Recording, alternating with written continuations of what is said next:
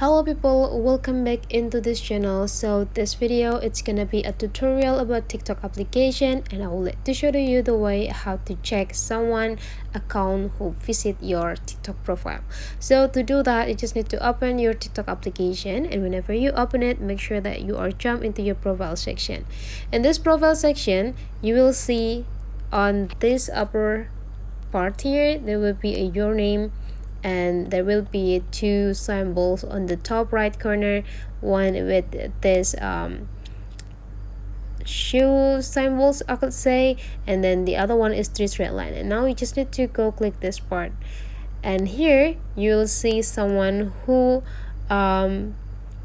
showing your profile lately or visit your profile lately, and then you can just check who are they, and that's all. That's the way how to check someone account who visit your profile. Hopefully this tutorial today is useful for you. Don't forget to thumbs up, leave comment, and subscribe into this channel, and turn on the notifications button to get the notify about the new tutorials on your phone.